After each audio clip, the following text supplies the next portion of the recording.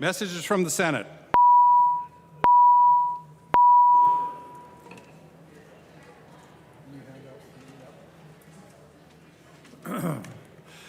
Message from the Senate. Madam Speaker, I hereby announce the passage by the Senate of the following House file, herewith returned as amended by the Senate, in which amendments to concurrence of the House is respectfully requested. House File Number 121, an act relating to competency attainment. The message is signed Thomas S. Bodern, Secretary of the Senate. Edelson moves that the House concur in the Senate amendments to House File Number 121 and that the bill be repassed as amended by the Senate.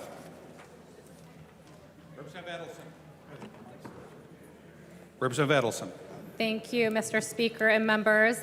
The Senate, in their infinite wisdom, sent back House File 121, making sure that it's a one-time appropriation, even though it was a one-time appropriation. So we always wonder that the House is better. Well, we just proved it. Please vote yes. Discussion to the bill.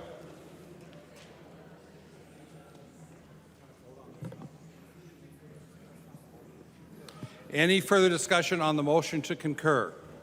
All in favor say aye. Aye. Opposed say no. Motion prevails. Clerk will give the bill's third reading. Third reading, House File Number 121, as amended by the Senate. Further discussion?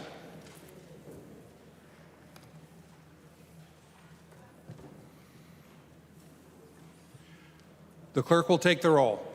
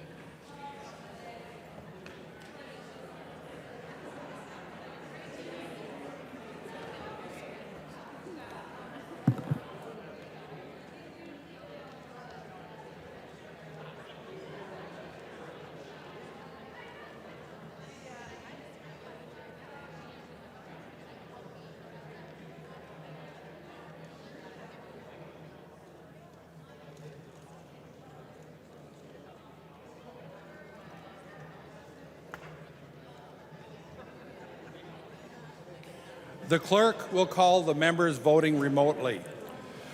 Keeler. Censor Murrah. Censor Murrah votes yes. Censor Murrah votes aye.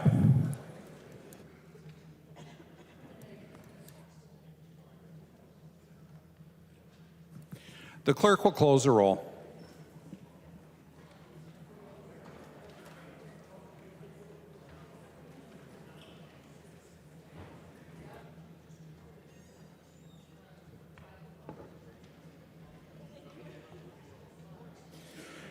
There being 133 ayes and 0 nays, the bill is adopted.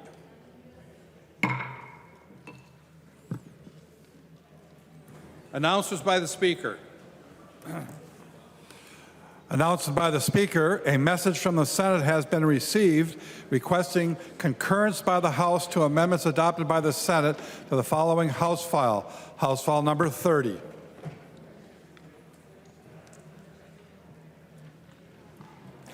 Calendar for the day. The first bill on the calendar for the day. Clerk will report the bill. The clerk will report the bill. House File Number 669, number 1 on the calendar for the day, an act relating to capital investment, the second engrossment. Chairman Lee, to your bill. Thank you, Mr. Speaker. Members, today is an important day. Today we have the opportunity to pass legislation that meaningfully invests in communities across the state. Capital investment bills are more than just the numbers that we see on the spreadsheet that we have before us, or even the bricks and mortars they are about strengthening communities, and our communities are eagerly waiting for us to take action today. Hundreds of critical infrastructure projects have gone unfunded for far too long. The last time that we had a bonding bill that went through this body and the other body and signed into law was October of 2020. There remains leaky roofs and windows in state buildings, an inadequate chemistry building at the University of Minnesota. We have riverbank stabilization issues. We have issues with kids, traveling to and from schools, and housing that needs to help support some of our most vulnerable through public housing. These projects are crucial to communities across the state, and as we have seen with some of these projects' costs from the bills that has been introduced, that inflation has impacted a lot of these projects. And so the work for the 2022 bonding bill never ceased after we adjourned session last year. And I'm really thankful for Representative Erdahl, who has been working in good faith with me to get us to this point. And so I just want to say thank you to Representative Erdahl and members. I look forward to our discussion today. Thank you, Mr. Speaker. There are amendments at the desk. The clerk will report the First Amendment. Lee moves to amend House File Number 669, the second engrossment. The amendment is coded A23-0041. Chairman Lee, to the amendment. Thank you, Mr. Speaker. So first off of the amendment, we're canceling the 2020 appropriations for the four-site demolition, and we are reappropriated through general funds. And then we also have extensions for a Hennepin County Rail Crossing project. We extend a White Bear Lake Trail project. We have a correction for McMahon Lake Flood Mitigation Project, correction for the White Bear Lake Links Trail, and correction for the extension for the St. Cloud Municipal Athletic Complex, and a technical correction for the American Farmers Association appropriations. Discussion to the amendment. Seeing none, all in favor say aye. Those opposed say no. The motion prevails. The amendment is passed. There is an amendment at the desk. The clerk will report the amendment. Erdahl moves to amend House File Number 669, the second engrossment as amended.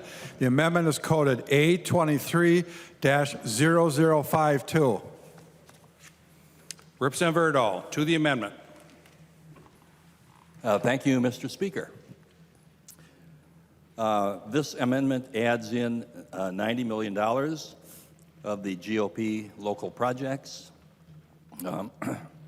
Very important for our caucus, but librarians and historical societies might disagree with that because that's where the money was parked before.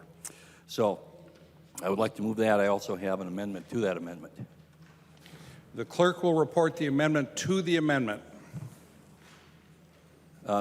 Thank you, Mr. Speaker and members. The amendment to the amendment. Representative Erdahl, the clerk will report the amendment to the amendment.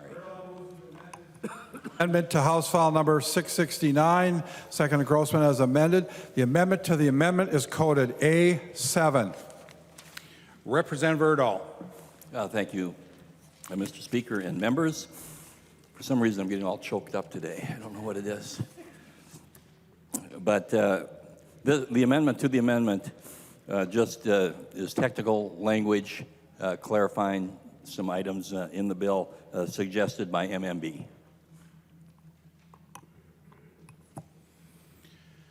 Any discussion to the amendment? Representative Lee. Thank you, Mr. Speaker. Members, I encourage you all to support this amendment. Like Representative Erdahl mentioned, it is some technical corrections from MMB. Any further discussion to the amendment Seeing none, all in favor say aye. Opposed say no. The amendment to the amendment is adopted. Representative Erdahl, to your amendment as amended. Thank you, Mr. Speaker. And again, this is the amendment that puts in the Republican projects. The high percentage of these projects deal with PFA, Public Facilities Authority, water projects, or transportation. Thank you. Chairman Lee, to the amendment as amended. Thank you, Mr. Speaker. Members, I encourage a green vote for this. Like Representative Erdahl said, this is the priorities of the House Minority Caucus, and I really appreciate Representative Erdahl bringing this forward. Any discussion? All in favor say aye. Aye. Opposed say no. The amended amendment is adopted.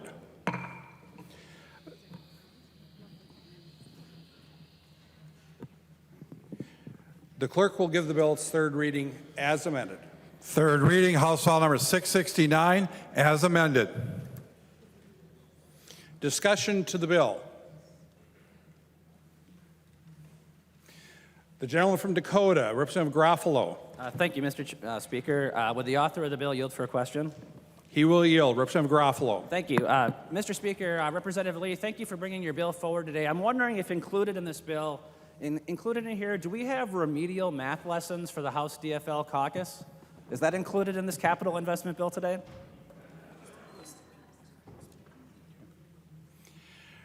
Are you asking the gentleman to yield? Oh, you did. Representative Lee. Thank you, Mr. Speaker. Representative Garofalo, no. Well, Mr. Speaker, Representative Garofalo. Thank you, Mr. Speaker. Representative Lee, well, perhaps that could be a useful addition for future bills for the DFL. After all, the state of Minnesota does have a $17.5 billion budget surplus. And despite that we have this historic record-setting surplus, what we have for a bill before us today is a bill that will waste hundreds of millions of dollars in interest payments on debt, unneeded debt. There's no reason for the state of Minnesota to be borrowing money today when we have $17.5 billion in the state's coffers.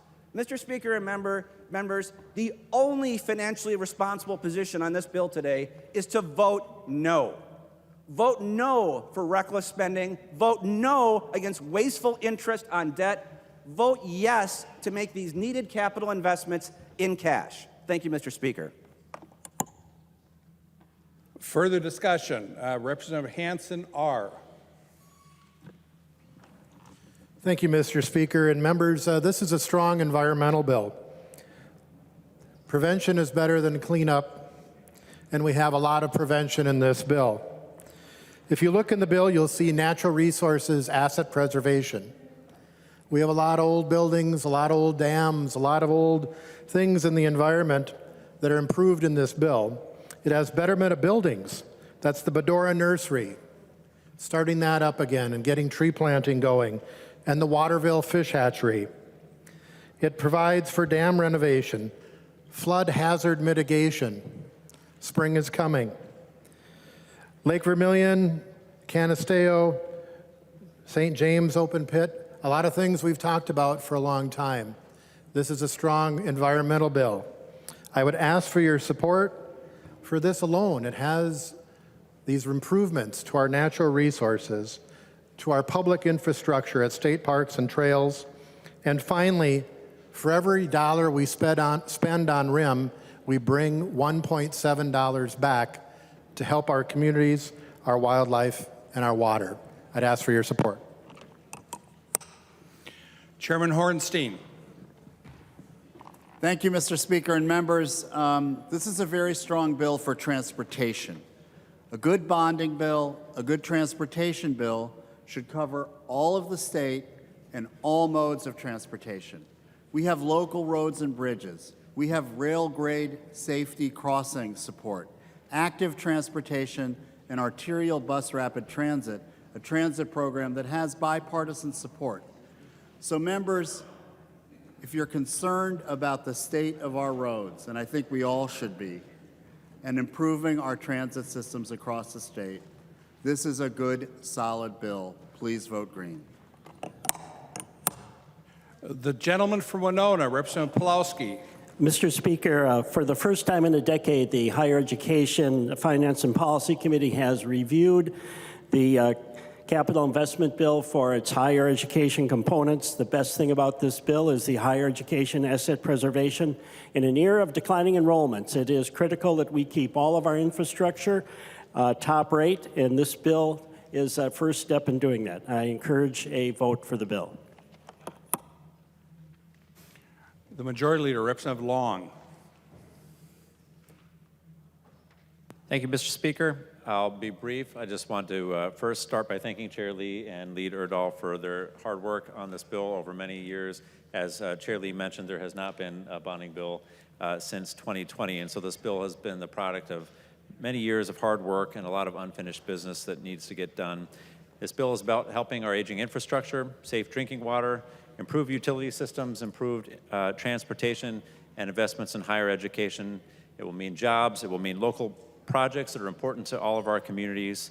And for those who have talked about the surplus that we have, there are many good reasons why we pay for infrastructure projects using bonding bills. One is that we know that bonding can allow us to pay for these projects over time so that we aren't putting all of the burden on individuals right now for projects that are going to last 30, 40, or 50 years. So it allows us to have every generation pay for these intergenerational projects. And we also have heard many priorities from both sides of the aisle for other projects that we can have come through the surplus, whether that's investments in child care and housing and long-term care. And if we are able to pay for some of these projects through a bonding bill, this will allow us to invest in those other priorities as well. So I want to thank Chair Lee and Lead Erdahl for their strong work and urge a green vote. Thank you. Representative Farr. Thank you, Mr. Speaker. Thank you, Chair Lee and Lead Erdahl, for your work on this. I do agree it's our duty to maintain the infrastructure of the state. And there are a couple of very important projects on here, very near and dear to me. But I struggle with the idea of borrowing the money. So let me put this in perspective for us, for Minnesotans. Let's imagine, if you will, the hinge on your door of your house needs some work. And we need to maintain that infrastructure. We probably should have done that last spring, but we didn't. So be it. Here we are. We need to maintain that hinge on our door. We have $1,000 in our checkbook. But to maintain that hinge is going to cost us $85. That's putting it in the perspective for a Minnesotan. That's what we're doing here. We have $1,000 in the checkbook. We're going to spend $85 on repairing that hinge. Nobody does that. It doesn't make sense. So go back to the real world. What that does is cost us $130-some million in interest. As a banker, I like that idea, but it's foolish. If you came to me and said, I'm going to spend $85, or I want an $85 loan for the hinge of my home, and you had $1,000 in your checkbook, I would say that's foolish. Why would you pay me that interest? It doesn't make any sense. And so I think we need to consider that as we move forward. And I agreed with Rep. Garofalo that this should be a cash project. Thank you, Mr. Speaker. Representative New Brindley. Thank you, Mr. Chair, and I will echo some of the thoughts that were already given. And that is that right now we are sitting on a $17.5 billion surplus. That means we have $17.5 billion of cash money available to the state of Minnesota right now. And somehow that's not enough for us. We're going to borrow even more. And the total of these bills that we're passing today is almost $2 billion, which is, by a long shot, the largest bonding package in the history of the state of Minnesota. We are passing the largest bonding bills in the history of the state of Minnesota by about 30%. A 30% increase. That's massive. And I want to just share with some things with you today, because there are some really important things in these bills. Frankly, I have a road project that I've been working on for years. And we're chipping away at the funding, and we've got a pretty good portion of it, and I've got some additional funding for that in this bill today. But I want to tell you some of the other things that we are paying for.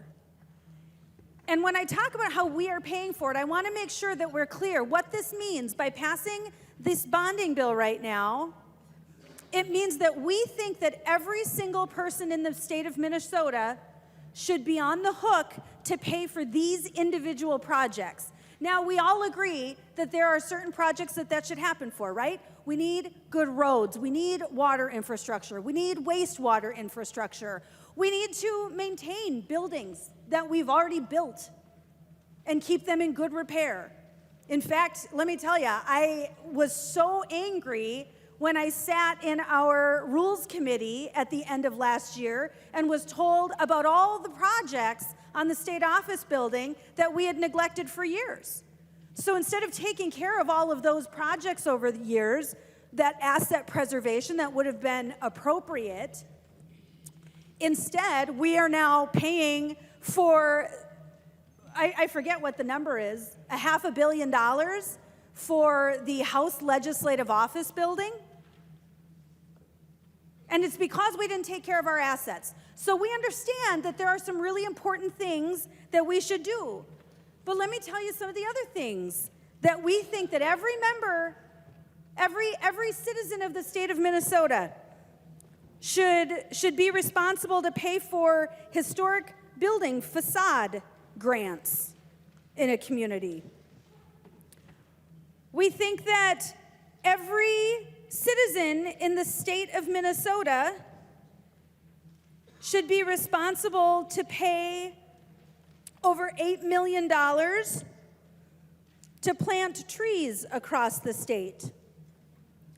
We're saying that every single citizen in the state of Minnesota, whether they use them or not, should pay for trails. And of course, we already have funds where we pay for trails. We have an LCCMR fund, we have Lessard Sams. We have funds that are made for these things to maintain and beautify our state and have nice outdoor recreational opportunities. We have funds that pay for those things. But instead, we're going to borrow money to pay for those things today. We, for some reason, think that it is appropriate that my constituents in North Branch pay for the city of Edina for their police department. Why should my constituents pay for a police department in Edina? That is a local project that should be paid for with local tax dollars.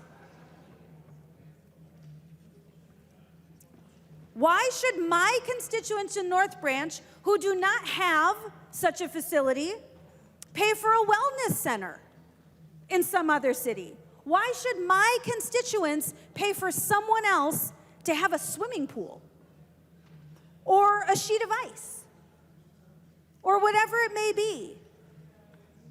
My constituents should not be on the hook for these kinds of projects.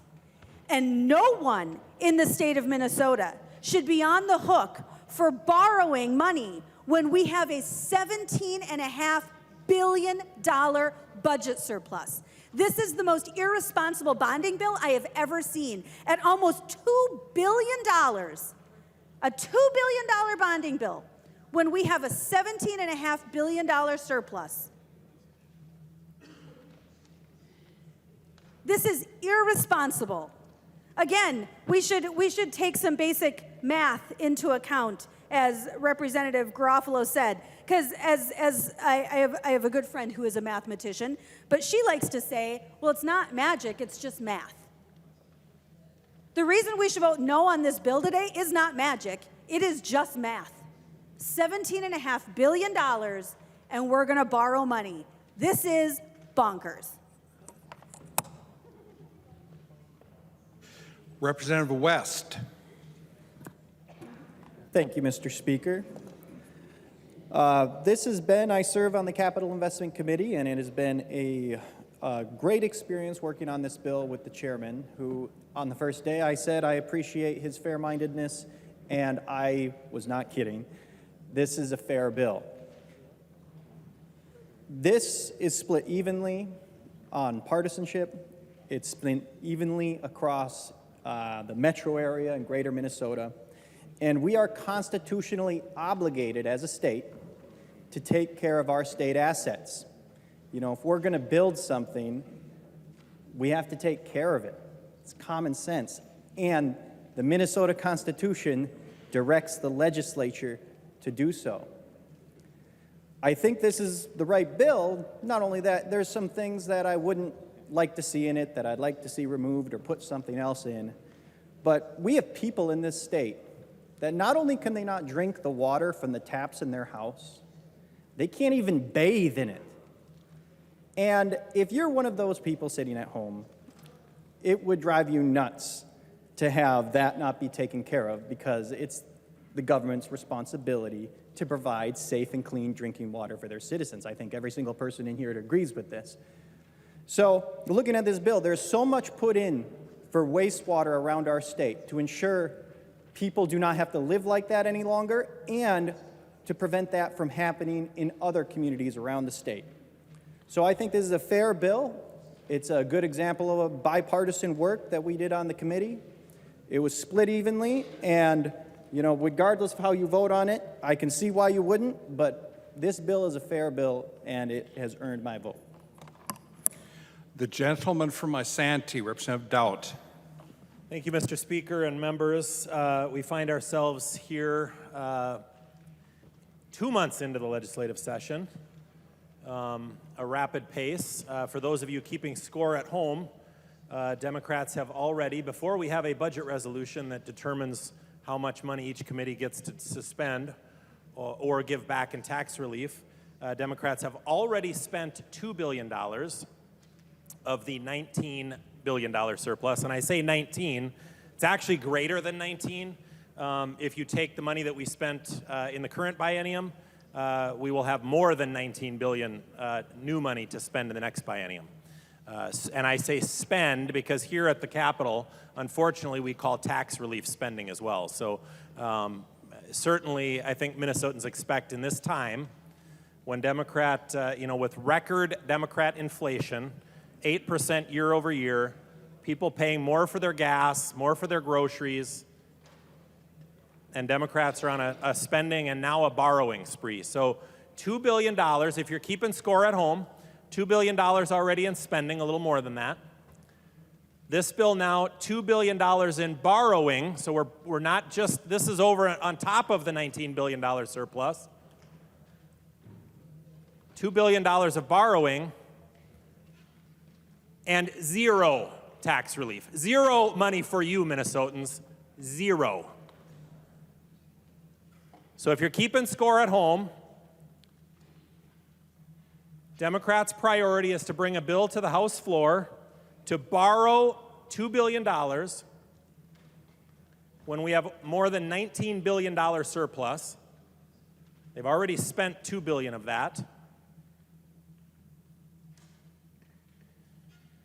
And we wonder why people at home think we're crazy. And I assure you, if this was your checkbook and your register that you were keeping track, you wouldn't be this foolish with your money. But it's very easy when it's not your money. And whoever said, for every Minnesotan is going to have to pay for this, I guess if you count sales tax, every Minnesotan probably pays some. But I think on income tax, we're at a point where less than half of Minnesotans now pay income tax. Or about half pay income tax. And those are the people that are paying the higher inflation, the higher gas prices, Have you been to the grocery store lately? Have you tried to refinance your mortgage lately?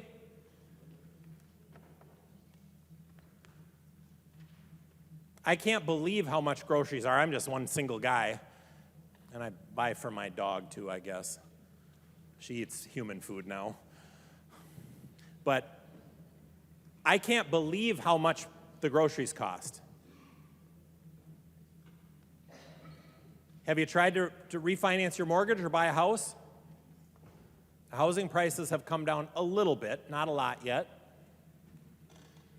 But the mortgage interest rates have more than doubled in 10 months. 10 months, they've more than doubled. That affects Minnesotans' buying power, Minnesota families' buying power. But here we are in the legislature thinking somehow it makes sense when we have not just the largest surplus in state history, we have double the largest surplus in state history. More than double the surplus that we've ever had. And 2 months into a 5-month session, we're borrowing $2 billion. Not to mention the projects, I'm not going to go through the list. But I do want to talk about, somebody mentioned paying for the police station in Edina. Police, fire, a building for your city hall, for your city council to meet in, those are local property tax issues. My taxpayers in my district don't need to pay for a police station in Edina. And they also, as we've already talked about, don't need to pay for the school lunches for kids in Edina. That is not a need in the state of Minnesota. A police station in Edina, Minnesota isn't a need for a taxpayer, a low-income taxpayer in my district, living in a trailer park. But especially when we have a $19 billion surplus. But the priorities of this majority are somehow, we have more than twice as much money as we've ever had, and somehow we can't find enough money to pay for that. So we have to borrow the money, incur debt and debt service and interest payments, and then put that on the shoulders of people in my district. So in the future, fire stations, police stations, city halls are not things that should be in a bonding bill. And I'm not trying to chide you right now.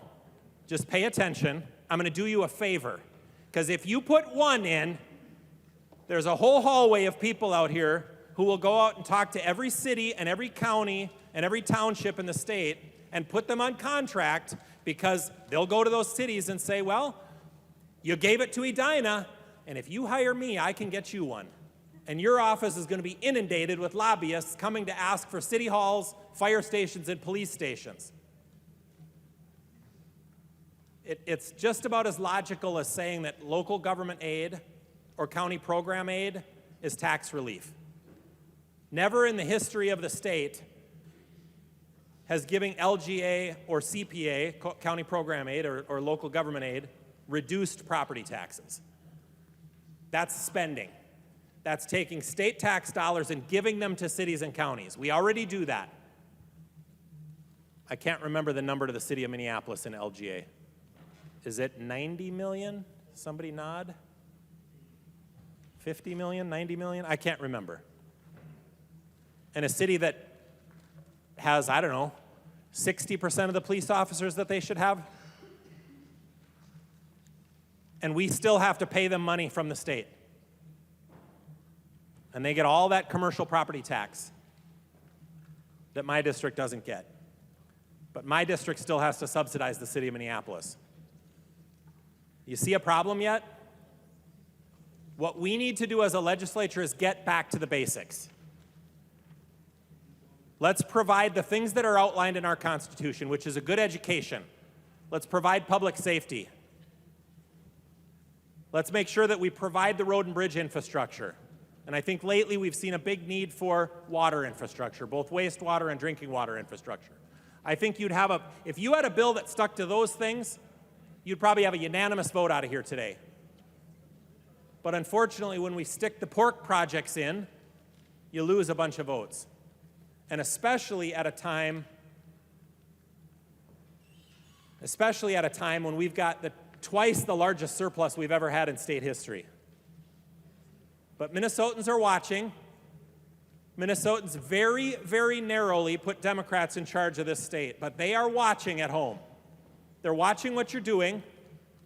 You made promises to them. You said you were going to exempt their Social Security income.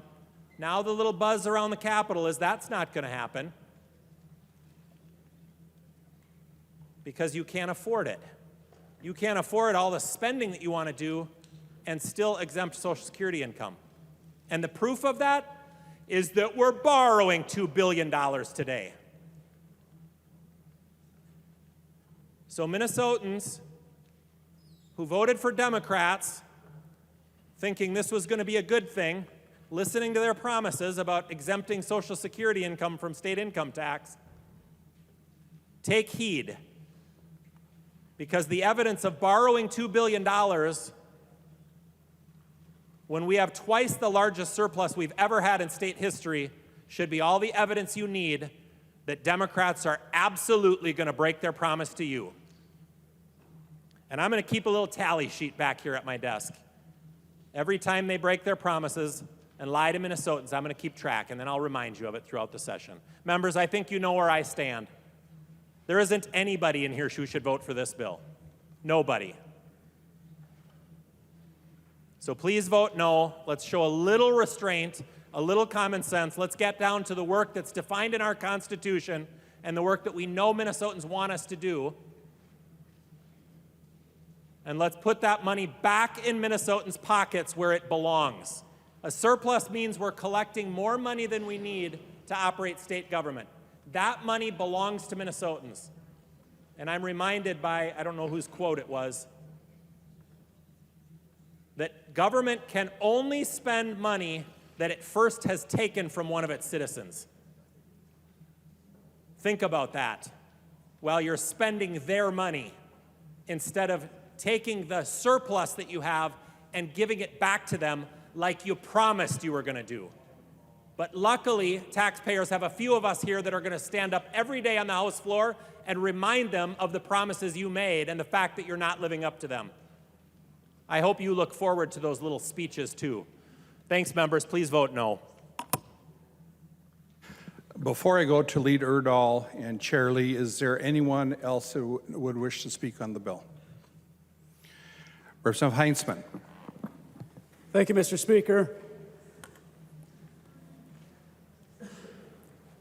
I appreciate a lot of the comments that have been made today, and I'm going to make a few of my own. This last week in church, actually, I was visiting with a young lady who was lamenting the deduction that she had found after the end of the year. Her total tax paid as a hard-working landscaper. And she just looked at me and said, Representative Heinzman, what is happening? How is this possible? Why do I even work? And of course, you know, I'm trying to encourage this young lady. You know, we understand, I hope, today, the kind of example that we are setting in the state of Minnesota as legislators when we have the money, and instead we say, nope, we're going to borrow $2 billion today. What kind of example are we setting to the young landscapers and the young highway workers and others that are looking down the road saying, what am I doing? That is not the example that I want to set today.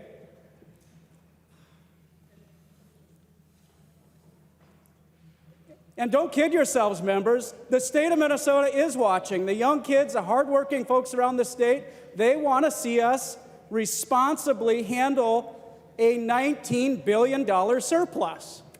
And rather than spend every penny of it and then borrow an additional $2 billion,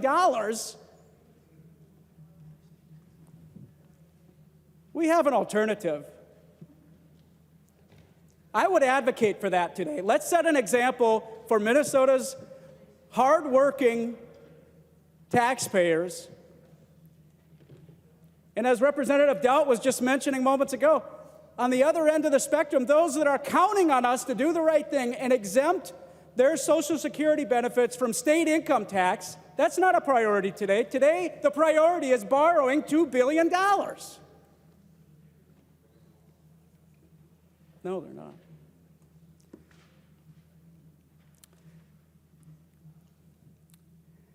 I'm just flabbergasted that that's the priority today is borrowing before taking the responsible approach and first taking care of our seniors, taking care of our taxpayers, those that were overtaxed to the tune of $19 billion. That should be our first priority here on the Minnesota floor today. It should have been months ago, but it's not. That's disappointing. I hope we choose to take a breath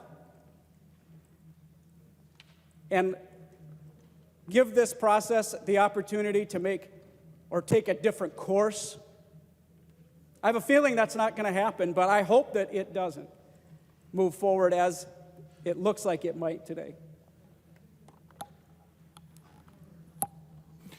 The member from Hennepin, Representative Pryor.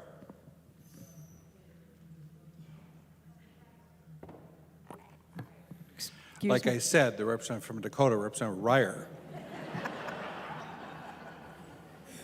Thank you, Mr. Speaker. You're not the first person to do that. I'm really proud to stand and speak about this bill. We've been working on this bill for 2 years since I joined the House, 14 days on buses with Lead Erdahl, Chair Lee, a bipartisan group working on the seeing all around the state the needs, seeing all around the state the hope in people's faces when they're showing us the projects, their crumbling water infrastructure, their desire to invest in their natural resources, their desire to invest in their schools, rebuild buildings, make them places that they can be proud of in their communities and that where they can continue to live and flourish. That's what this bill is. It's taking care of the resources that we have with the HEAPR that was mentioned, with asset preservation in corrections for the Department of Natural Resources, for our veterans who have done so much for us, and we are reinvesting in them. We're investing in housing. Our public housing stock is, to put it nicely, inadequate in many ways, underinvested. We toured public housing, saw exposed and corroding pipes, damage in the walls, places where people are living out their days to the best of their ability to have a dignified, safe, and comfortable life. We can help with that. In the past years, we have given $62 million over a decade. This year, we can give $72 million and chip away at a $350 million plus deficit in these basic features of housing for people that we have promised to look out for and support. We're also funding Greater Minnesota housing infrastructure, knowing that the lack of housing is a statewide issue, making it easier for smaller communities to attract workforce housing, senior housing, they're putting the infrastructure in place so that they're building ready. And we are funding projects that benefit the environment. We're planting trees and reforesting. We are modernizing the Bedura State Forest Nursery. In 2019, this little nursery sold 2.89 million tree and shrub seedlings. And they've got a seed library for each of our forests. They do all of this with paper and pencil like they did when they were established in 1931. It's time to invest in them and modernize this facility. There's so many things in here that benefit our people, that are an investment in our people, not community by community pulling us apart, but the state of Minnesota looking out for each other, looking out for all of our communities from Minneapolis to Moorhead to Esco. All across the state, we have a responsibility to invest, and that's why I'm proud to support this bill. In closing, I just want to thank a few people. I want to thank our DFL researcher, Jennifer Nelson, our GOP researcher, Chelsea Axelson, nonpartisan staff, Chelsea Griffin and Andrew Lee, our CLA, Abdulaziz Mohammed, of course, our committee administrator, Jenny Nash, and then very much Chair Lee for your leadership and Representative Erdahl for your leadership. Thank you. Please vote green. Further discussion to the bill as amended. The lady from Wabasha, Goodhue. Thank you, Mr. Speaker. I stand here today, as we all know, and this is in the news over and over, we have this $17.5 billion surplus. I think if there's one place that government should be spending our money, it truly is on infrastructure.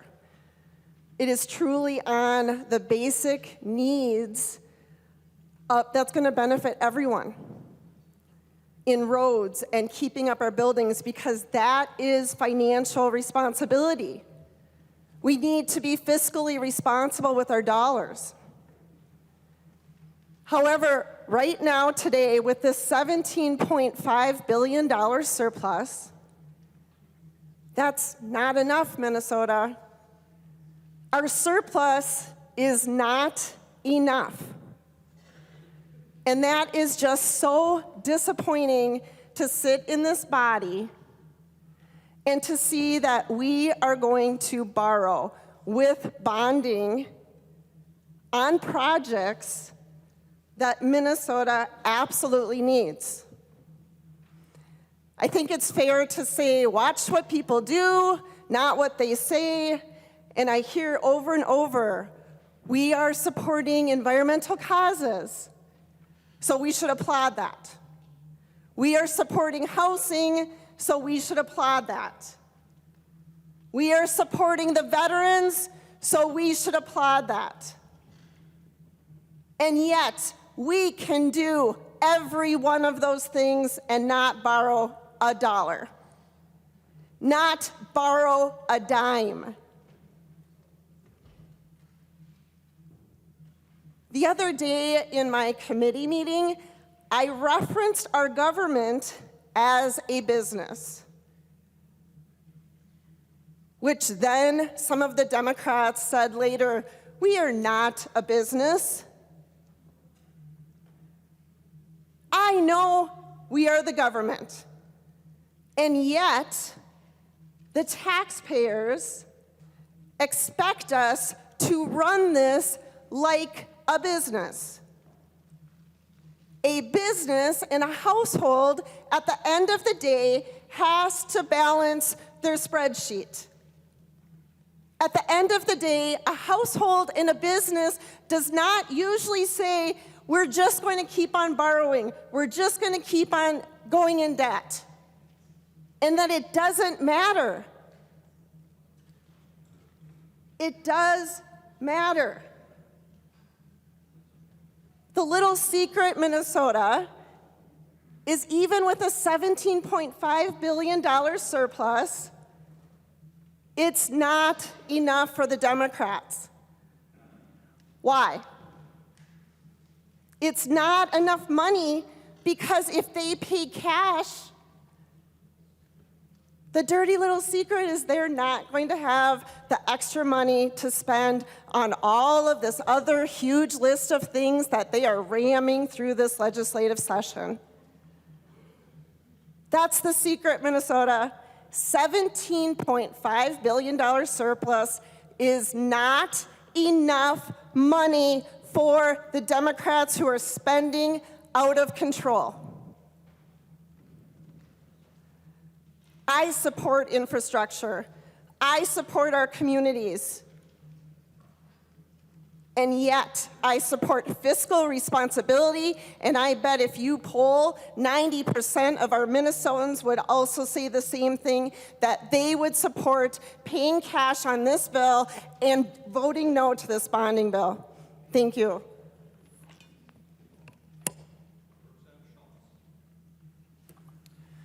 Mr. Speaker, members, I appreciate the opportunity to discuss why this isn't quite the right policy for the state of Minnesota. With a near $20 billion budget surplus, taxpayers deserve their money back. Whether that's in list of income tax cuts or whether that is fully eliminating the tax on Social Security income, that should be the priority of this chamber because so many of you campaigned on it. Because members on both sides of the aisle said that was the top priority that they wanted to work on when they got elected. But instead, we're going about spending, spending, spending. And I just wanted to create just a little bit of a picture for us here in Minnesota. We've seen some pretty historic investments in the state in recent years. Minnesota is benefiting from some work that was done on the federal level. If you didn't know already, Minnesota is going to be the benefit of $7.4 billion in infrastructure money coming here over the next 5 years. And our good work together has allowed a lot of that money to be implemented in our state. And we should be focusing upon things like that. But here, this body has already passed nearly $2 billion worth of spending in total through this chamber. And in addition to that, we've chased the most extreme agenda that I've ever seen in this body, in this state. The most extreme abortion law in the world. The most extreme energy policy in the country. And last week, the most extreme gun control was introduced. And somehow we find ourselves today in this moment where we somehow want to pass the largest bonding bill in state history with the largest budget surplus in state history. This isn't the right policy for our state. I happen to represent a great community in central Minnesota that happens to have many fantastic Minnesota workers that I love supporting each and every day. And I had the chance to talk with one of them this morning, and he had called me originally to tell me how much he supported a bill like this. And I happened to explain to him just the facts that we have a near $20 billion budget surplus, and yet this body is suggesting that we should be borrowing from future generations here in Minnesota, instead of investing and using the money that has already made its way to state coffers and putting that to work in infrastructure. And did my constituent ever think that was a silly idea? Because it truly is.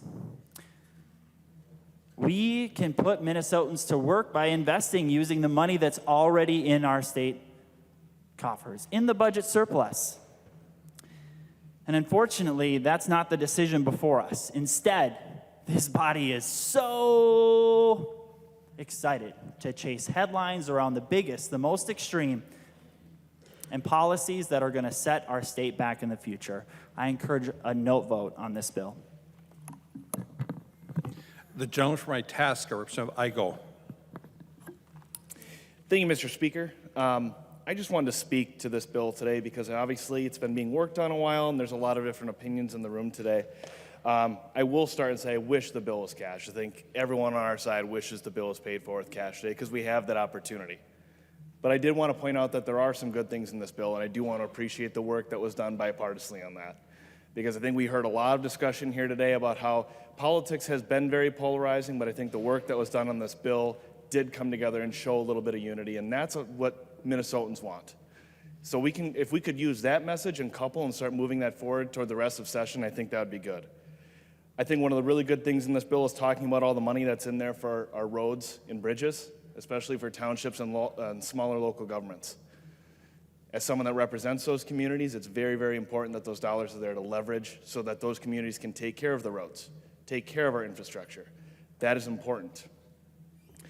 I also want to talk about the good work that's in there for Minnesota State. You know, those colleges that are in outstate Minnesota are incredibly important to our greater Minnesota local communities. That's where we go to college, that's where we get our degrees, and that's where we stay working and living in northern Minnesota and greater Minnesota. It's incredibly important.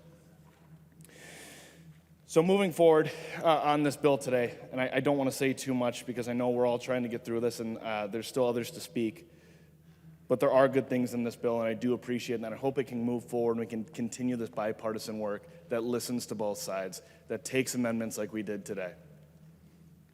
Thank you. The gentleman from Olmsted, Representative Quam.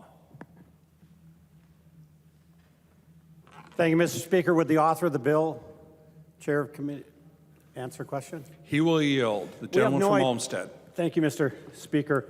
We have no idea what the interest rates will be when these bonds are sold. With today's current interest rate, what would the annual payments be on this bill? Chair Lee. Thank you, Mr. Speaker and representatives. The cost over base for this will be, for this proposal will be $436 million, understanding that of the funding one-time appropriations, we have $393 million in there for the next bill that we'll be taking up. The gentleman from Olmsted, Representative Quam. Thank you, Mr. Speaker. The acoustics were a little bit fuzzy. What was the annual, if everything was sold with today's interest rate, what would the annual total payments be? Are you asking Chairman Lee to yield? That I am. Thank you, Mr. Speaker. He will yield. Representative Lee. Thank you, Mr. Speaker and Representative. So the debt service for the borrowing of this $1.5 billion bills is $39.8 million for fiscal year 24-25. Representative Quam.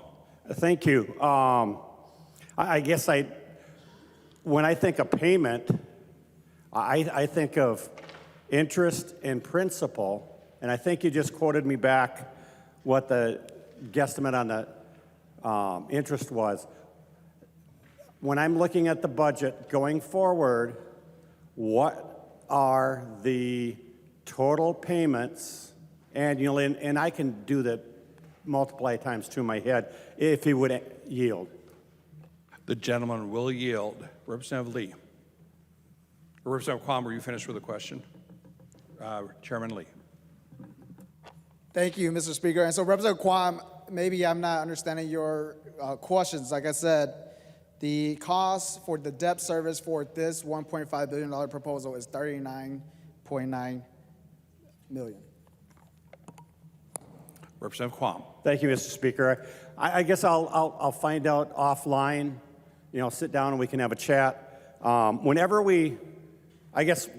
I do a loan or I do a charge on a card, I look at what are the payments across the period of time to pay it back? How will that affect my budget? And I just thought it'd be good for the chamber to actually know the annual, or I guess biannual, impact, cash flow on the budget for a bill that they're going to vote on. Thank you, Mr. Speaker. Further discussion to the bill.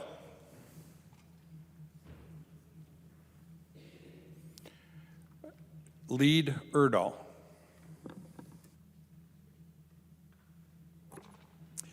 What the heck? Sign. Somebody doesn't want me to talk. Mr. Speaker and members,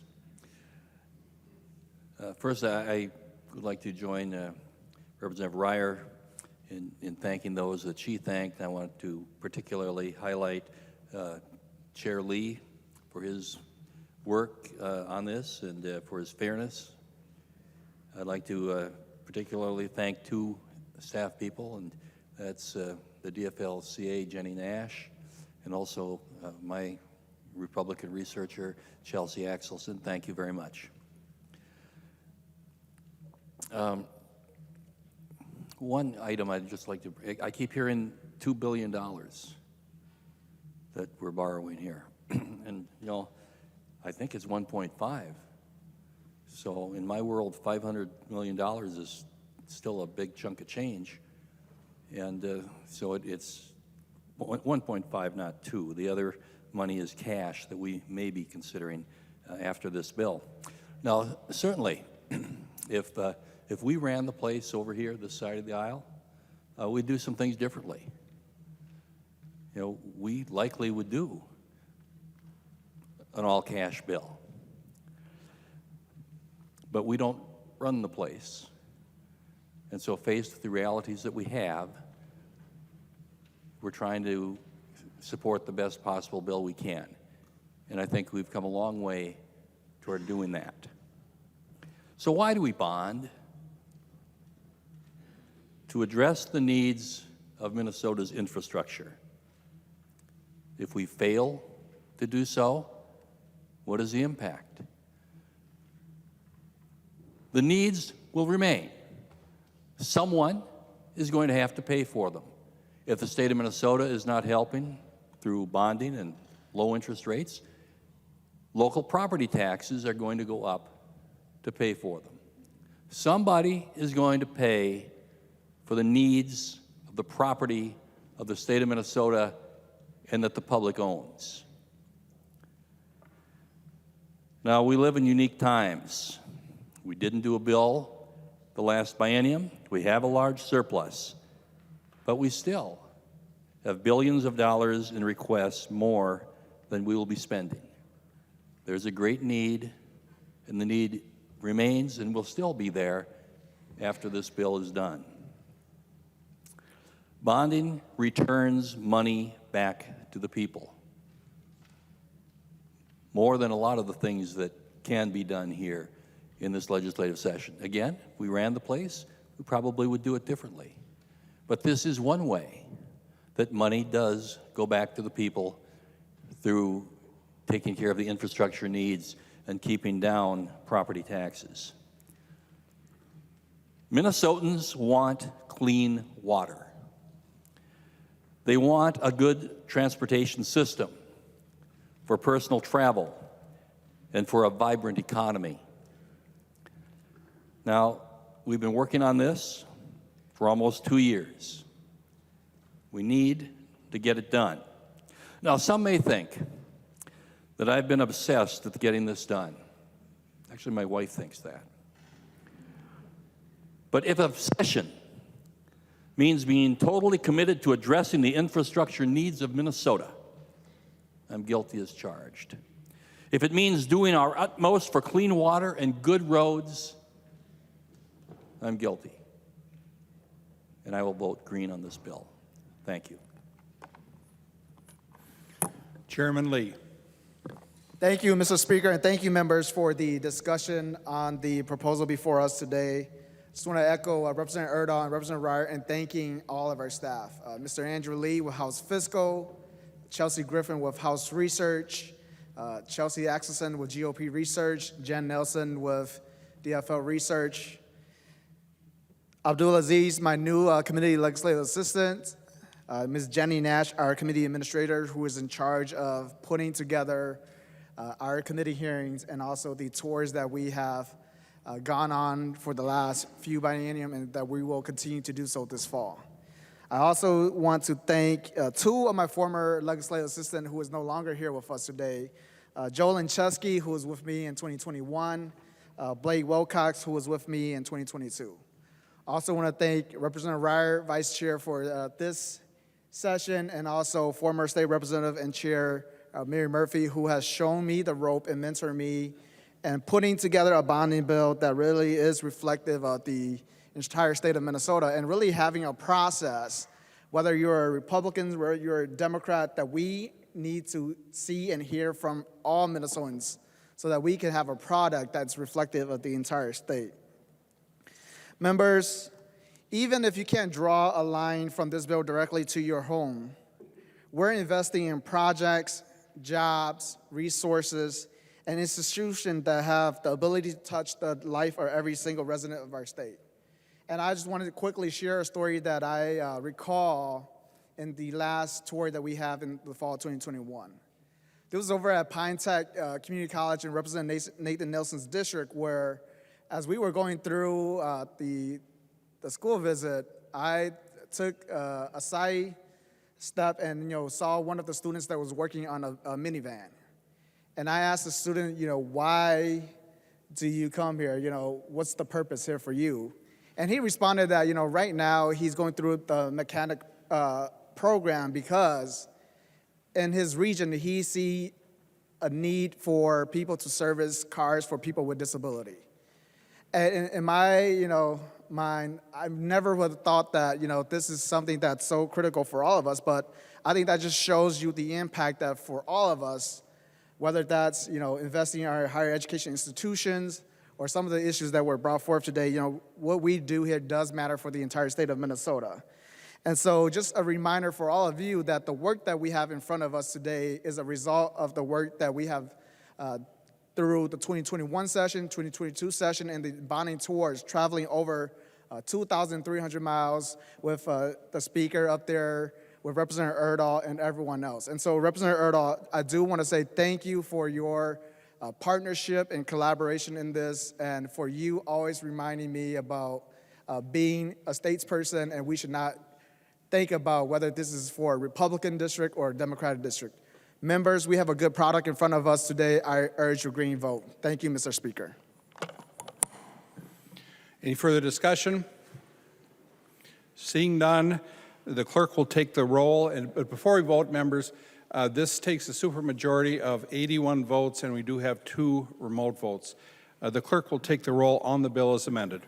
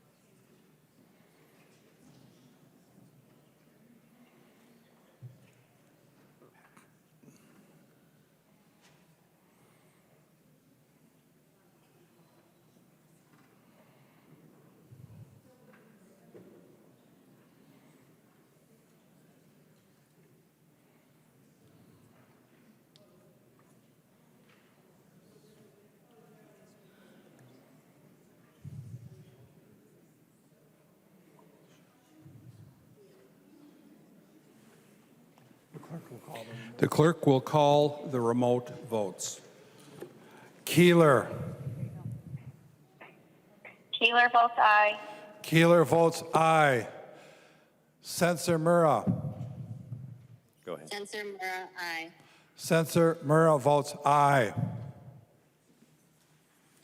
The clerk will close the roll.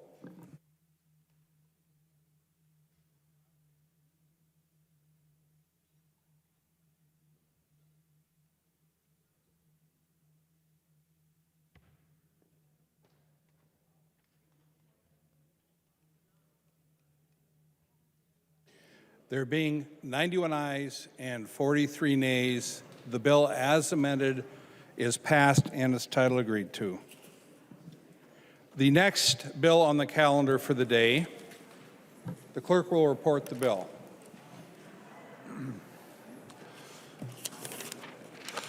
House File Number 670, number 2 on the calendar for the day, an act relating to capital investment, the second engrossment. To the author of the bill, the gentleman from Hennepin County, Representative Lee. Thank you, Mr. Speaker. House File 670 is the second portion of the bonding proposal that we have been working on with Representative Erdahl as part of the budgetary framework from the 2022 bonding bill. There are amendments at the desk. The clerk will report the amendment. Lee moves to amend House File Number 670, the second engrossment. The amendment is coded A5. Chairman Lee. Thank you, Mr. Speaker. The A5 amendment is just a technical corrections to work on the wrong cross-reference. Discussion to the amendment. All in favor say aye. Those opposed say no. The motion prevails. There is an amendment at the desk. Erdahl moves to amend House File Number 670, the second engrossment as amended. The amendment is coded A23-0050. The gentleman from Meeker, Lead Erdahl. Thank you, Mr. Speaker and members. This amendment adds in $185 million in Republican projects that were not in the bill before. Discussion to the amendment. Representative New, Brindley. Thank you, Mr. Speaker. I'd like to ask for a roll call on the amendment. Roll call has been requested. Are there 15 hands? Seeing 15 hands, there will be a roll call. Representative New, Brindley. Discussion to the Erdahl amendment.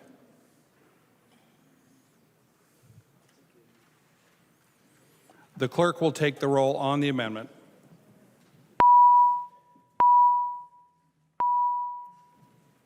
This was a secondary amendment to this amendment. The one we just did. Yeah.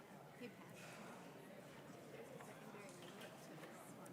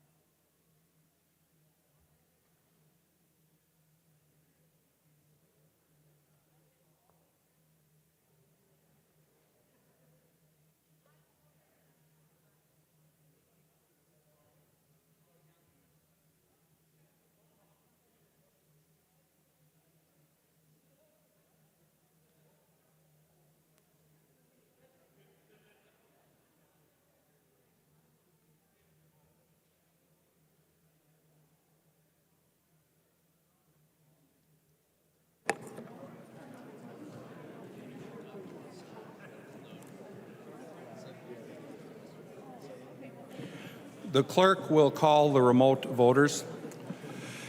Keeler. Keeler votes aye.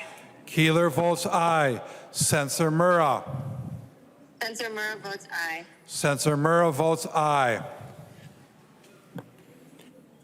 The clerk will close the roll.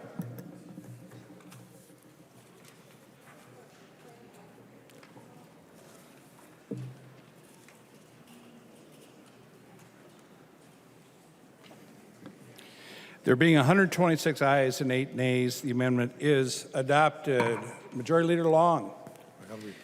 Mr. Speaker, I move that the vote on the A23-005 be reconsidered. Representative Long moves that this vote be reconsidered. Discussion.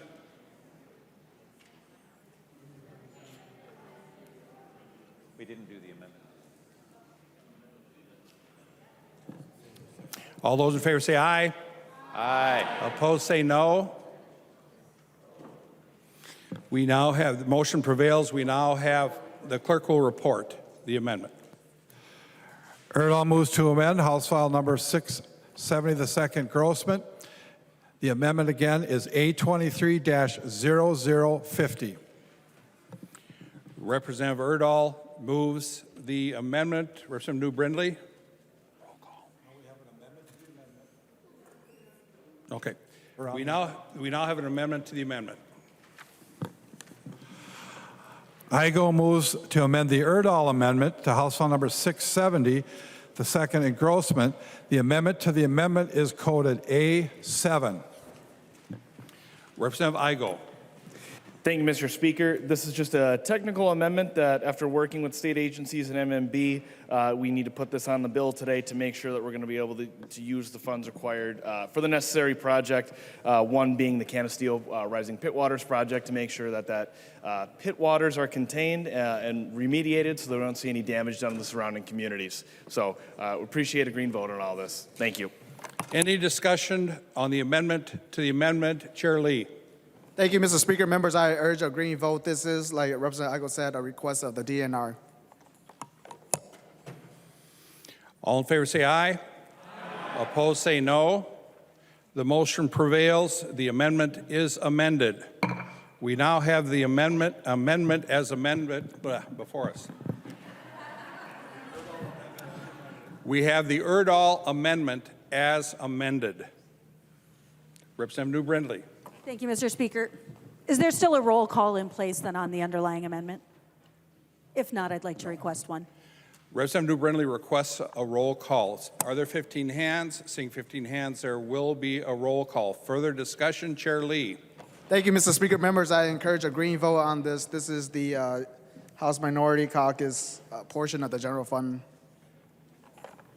Any further discussion to the amendment as amended? The clerk will take the roll.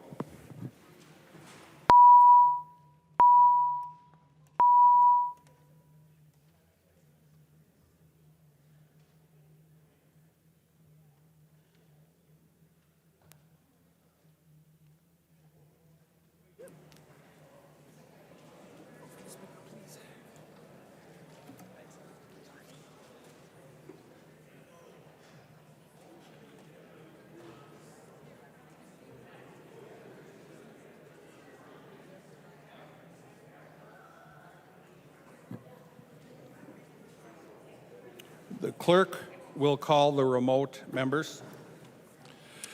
Keeler. Keeler votes aye. Keeler votes aye. Censor Murrah. Censor Murrah votes aye. Censor Murrah votes aye. The clerk will close the roll.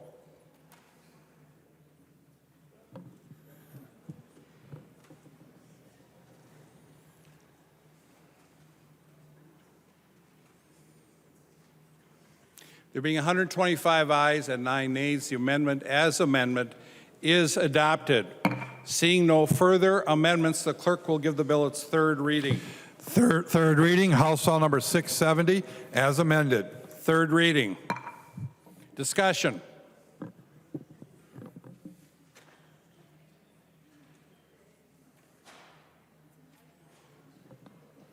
Chair Lee. Thank you, Mr. Speaker, members. Often when we go on tours across the state to visit projects applying for capital investment, we also get to see projects from years past that have benefited from the legislature lending a hand to help communities build what they need. It's always a treat to see the products of past bills, not just the little bricks and mortars, but the Minnesotans that now benefit from these projects every day. In this bill, we're making concentrated efforts to ensure all Minnesotans can see their state invest in them and their community. Up until recent year, it hasn't been much of a focus of these bills to ensure communities of color, indigenous Minnesotans, and other communities to see and that they are prioritized in our bill. And so it was in 2020 that Chair Murphy prioritized in the 2020 October bonding bill, $30 million that was dedicated towards equity, towards projects for Minnesotans that too often see the kind of infrastructure passing them by. Members, we built upon the success with this bill, and looking at the diverse and inclusive legislature that we have with us today, I'm excited to do even more for the future. Members, this is a good bill. I encourage your green vote. Further discussion. The clerk will take the roll on the bill as amended.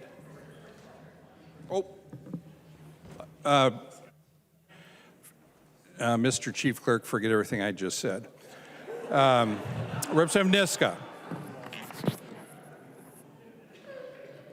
Thank you, Mr. Speaker and members. I rise to speak on behalf of some homes in my district that have been frankly, held hostage by the political process. There are 50 homes in the Red Oaks neighborhood in Andover that in mid-2020, this neighborhood, which is trapped between two environmental disaster areas, a landfill and a Superfund site, their homes, their wells tested for dioxin, and we have too long not provided them the funds that they need, that the MPCA supports them for them to get them hooked up to city water. Today, we're taking a step forward on that, and I thank you for that. It was the first bill I presented. I chief authored here. It's my top priority to get those folks hooked up to city water. They've been unable to use their wells. They've had to use bottled water. They've been told they can't shower. They've been told they shouldn't swallow the water if they do brush their teeth using their water. And so to free them from the way that they have been, frankly, mistreated in the political process, I'm going to vote yes for this bill. Thank you. Representative Weigel. Is there any further discussion? The clerk will take the roll on the bill as amended.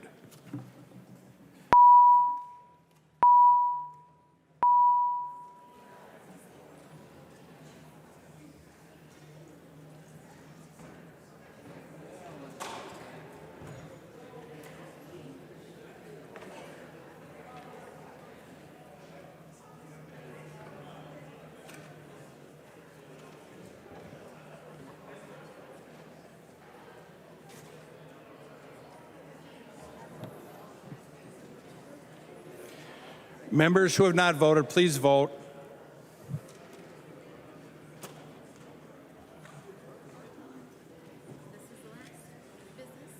Okay, so I got.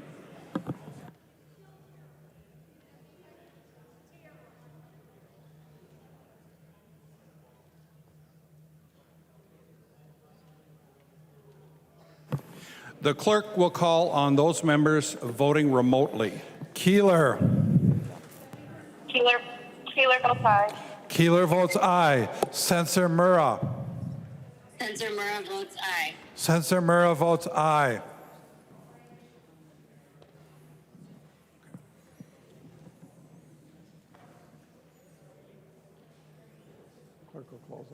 Clerk will close the roll.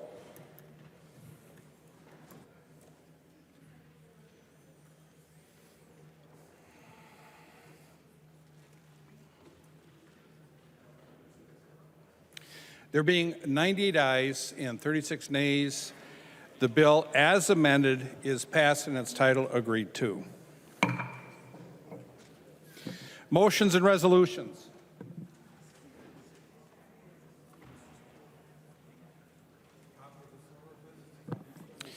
There are copies of the non-controversial motions at the House desk and online. If there is no objection, we will take action on these motions first. Hearing no objections, the motions prevail. Fogelman moves that House File Number 1839 be returned to its author. Representative Fogelman. Thank you, Mr. Speaker. House File 1839 has the incorrect dollar amount, so I just make a motion that it gets returned to the author. There is a correct bill with the correct amount. All in favor say aye. Opposed say no. Motion prevails. Finke moves that House File Number 2280 be recalled from the Committee on Health, Finance, and Policy and be re-referred to the Committee on Judiciary, Finance, and Civil Law. Representative Finke. Thank you, Chair Dave. Speaker Davids. House File 2280 is a bill relating to human rights, creating this right to gender-affirming care. It has to go through health and it has to go through judiciary. We're just moving over from health to judiciary to start. I've talked to both chairs and they agree. Any discussion? All in favor say aye. Aye. Opposed, say no. Motion prevails. Hicks moves that House File number 2516 be recalled from the Committee on Human Services Policy and be re-referred to the Committee on Human Services Finance. Representative Hicks. Thank you, Speaker. This is the funding bill for the PCA contract, and it should have gone to Finance, not Policy. I've spoken to both chairs. Any discussion? Representative New Brindley. Thank you, Mr. Speaker. Would Representative Hicks yield for a question? She will yield. Representative New Brindley. Thank you, Mr. Speaker. And perhaps this question could go for the chairs as well. Is your intention, are you just moving this so that the Finance Committee is the committee of jurisdiction? Will this be going back to the Policy Committee? There's clearly policy in the bill. Representative Hicks. I'm moving it because it is the committee of jurisdiction. Representative New Brindley. Thank you, Mr. Speaker. And would Representative Hicks continue to yield? She will yield. Representative New Brindley. Thank you. So, Representative Hicks, is your intention that this will still go back to the Policy Committee to deal with the policy provisions in the bill?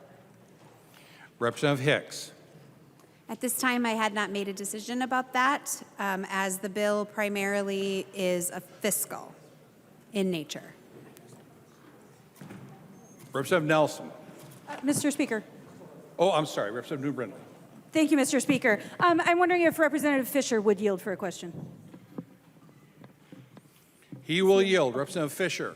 Thank you, Mr. Speaker. And Representative Fisher, I'm wondering if you can let us know if it would be your intention then to pull it back to deal with the policy items in the bill. Chair Fisher. Thank you, Mr. Speaker. And I'm sorry, I was doing emails here. Which bill are we referring to again? Representative New Brindley. Thank you, Mr. Speaker. We all understand that. We're referencing House File 2516, Representative Hicks's bill. She said she's had conversations with you and Chair Knorr. And so I'm just wondering, it's being moved to the Finance Committee, but it does have policy provisions. And so I'm wondering if that then will come back to your committee once we've dealt with that in Finance. Chair Fisher. Thank you, Mr. Speaker. Representative Knorr. I know that Representative New Brindley, in terms of the bill itself, I'd have to double check and look at it, but from when I was reviewing things earlier, I know that a lot of the bills that I've been having come through have also been ending up in Chair Knorr's committee. And in those situations, we also have a number of people from my committee that serves on that same committee. And so some of these instances, we are going ahead, but it's primarily dollars from what I recall. Representative New Brindley. Thank you, Mr. Speaker. I've also reviewed the bill. I appreciate that. And while it is, I agree, it probably is primarily a finance bill. I hope that you will pull it back to your committee because there are several policy provisions in there as well. And I would point out that the Republican lead on the Human Services Policy Committee does not sit on the Finance Committee. So it would certainly be appropriate to make sure that all of our Human Services policy members can review that language as well. Thank you, Mr. Speaker. Chair Nelson. Thank you, Mr. Speaker. And to answer Representative New Brindley's question, House File 1695 has the policy for the SEIU PCA contracts. Representative has the other bill you were asking about is the money part of it. They're going to be joined up in HHS Finance. We heard House File 1695 was presented this morning in HHS policy. And now it's going to state government finance, back to state government finance, and then it's going to go to HHS Finance. Representative Keel. Thank you, Mr. Chair. Just reiterate I know we heard Representative Nelson's bill, but we would certainly want to hear Representative Hicks' bill in policy because while it is going to finance, not everybody is a member of finance. So, Chair Fisher, I would really appreciate you reconsidering bringing it back to our committee. Any further questions? All in favor say aye. Aye. Opposed say no. Motion prevails. Announcements.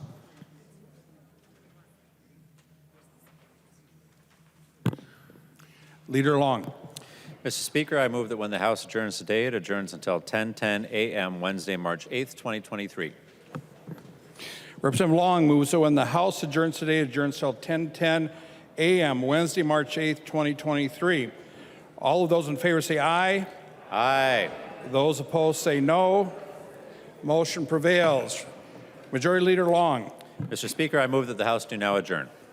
Representative Long moves that the House do now adjourn. All those in favor say aye. Those opposed say no. The motion prevails and the House stands adjourned until 10:10 a.m. Wednesday, March 8th, 2023.